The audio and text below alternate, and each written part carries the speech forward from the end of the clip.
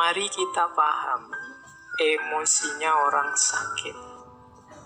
Kita pernah sakit, teman kita juga pernah sakit, mungkin di antara keluarga kita juga pernah sakit, sehingga terpaksa kita mendampingi atau ngopeni orang sakit.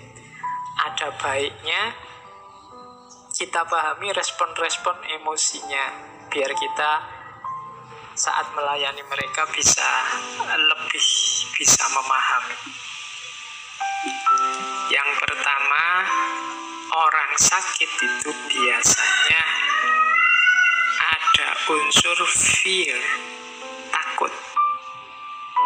Dan ada juga unsur anxiety. Anxiety itu cemas. Ini ada beda ya antara fear dan anxiety.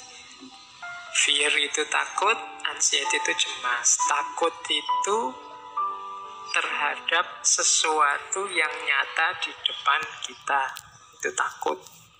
Kalau anxiety, cemas itu terhadap sesuatu yang mungkin terjadi di masa depan. Makanya ada penyakit yang namanya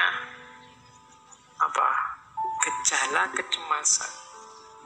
Gejala kecemasan ini semacam psikosomatis. Orang-orang yang cemas, sakit cemas ini mungkin orang yang misalnya ya, kita habis layat, ada tetangga kita meninggal karena misalnya serangan jantung atau kena stroke. Nah itu kalau kita terpengaruh oleh tetangga kita yang meninggal, itu kadang-kadang memunculkan kecemasan. Mungkin nanti waktu pulang dada kita berdebar-debar sedikit saja, kita sudah panik. Oh ini jangan-jangan kena jantung ini. Kepala kita pusing sedikit saja, kita, oh jangan-jangan ini stroke ini.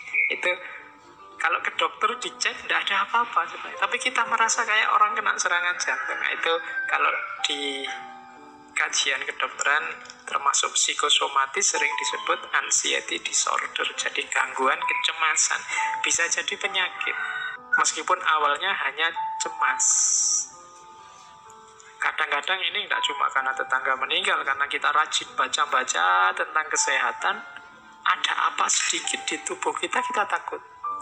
Kaki kita kesemutan sedikit saja, waduh, ini jangan-jangan gejala stroke ini, kok kesemutan.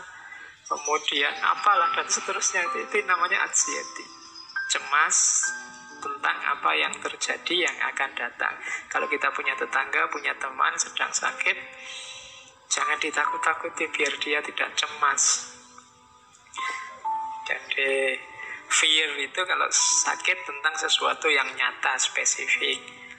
Mas, nanti sampean diinjeksi, rasanya agak sakit sedikit ya, karena itu kan jarum ditusukkan.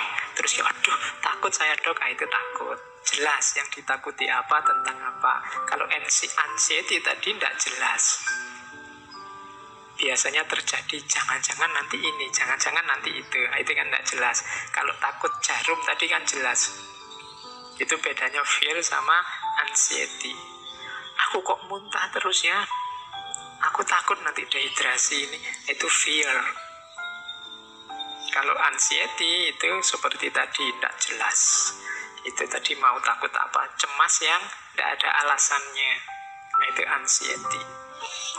Orang sakit itu pasti ada fear, ada anxiety. Kita yang mendampingi, yang harus membesarkan hatinya, menenangkannya kalau memang sedang fear atau anxiety. Kemudian yang ketiga, orang sakit ya karena banyak keterbatasan, kelemahan, biasanya over dependence. Kalau dependent pasti ya tergantung sama orang lain, makan minta disuap, kadang ke kamar mandi harus dituntun, ditemani, itu dependent. Ada kalanya sampai ke over dependent. Over dependent itu ketergantungan. Ya bahasa lugasnya menjadi manja. Jadi apa-apa ingin dilayani, mentang-mentang sedang sakit. Nah ini dimaklumi karena itu respon emosinya orang sakit. Kita yang harus mengelola. Kadang-kadang memang ingin dimanja, ya kita layani secukupnya. Jangan Jangan sampai nanti ketergantungannya jadi akut, jadi menyusahkan setelah dia nanti sembuh. Tapi selama dia sakit ya memang harus dilayani. Pokoknya kita yang sedang mendampingi saudara-saudara kita yang sedang sakit ya memang dituntut kesabaran. Kadang-kadang juga ketegasan biar tidak over dependence. Kayak kita zaman sakit kecil dulu, kadang-kadang kan kita ngerti kalau kita sakit itu apa-apa yang kita minta dituruti sama orang tua. Sehingga waktu sakit biasanya kita manjanya luar biasa. Kita minta semua yang waktu sehat kita inginkan dan kemungkinan tidak dituruti. Kita mintanya waktu sakit, atau jangan-jangan kita pura-pura sakit biar dituruti kalau minta sesuatu. Nah, itu harus hati-hati dengan respon emosi. Orang tua pasti ngerti lah cara membaca kita, bagaimana merespon kemanjaan kita waktu sakit. Itu over dependence. Ada juga respon emosinya orang sakit, yaitu marah dan hostile itu benci. Orang sakit itu biasanya marah-marah karena dia merasa sedang lemah, merasa tak berdaya, merasa ada masalah. Itu kadang-kadang ekspresi keluarnya marah. Nyambung sama bawahnya itu rewel, marah dan rewel. Habis minta apa diberi, terus tidak mau, ganti minta yang lain lagi, itu rewel. Ya kita maklumi karena memang situasinya sedang sakit. Beliau marah, itu harus kita mampu menampung kemarahan mereka karena mereka sedang merasa lemah, sedang merasa tak berdaya, sedang merasa tidak enak, sedang merasa kesakitan dan lain sebagainya. Kadang-kadang keluarnya dalam bentuk kemarahan dan juga kerewelan. Ada yang regresi. Regresi ini menarik diri, jadi tidak pede,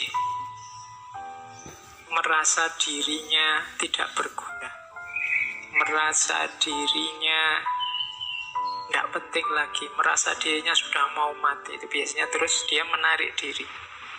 Diajak ngomong tidak mau, ada tamu ingin ketemu dia tidak mau.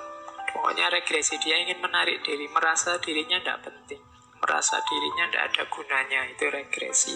Kitalah yang mendampingi mereka, yang membersamai mereka, harus sabar, kemudian menyingkirkan semua hal-hal negatif yang ada di pikiran mereka. Ya harus pelan-pelan, karena memang kondisinya sedang sakit. Jadi slide ini menurut saya penting untuk kita yang sedang sakit memahami diri, maupun teman-teman yang kebetulan punya keluarga, punya tetangga, punya teman sedang sakit, dan kita punya sedikit atau banyak tanggung jawab, kewajiban untuk melayani mereka. Bagi yang sedang sakit, mungkin jadi bahan refleksi bahwa dalam dirimu yang sakit kadang-kadang muncul emosi, ketakutan, muncul kecemasan, muncul kemanjaan, kerewelan, kemarahan. Ayo dimaklumi, syukur-syukur bisa diatasi sehingga tidak sangat menyusahkan orang yang melayani kita. Jadi ini pentingnya kita memahami emosi-emosi orang yang sedang sakit. Yang terakhir, kalau yang terakhir ini positif, harapan. Ada orang sakit itu yang memang cara berpikirnya positif. Dia penuh harapan, insya Allah nanti sembuh. Kalau sudah sembuh, nanti bisa kembali seperti sedia kala.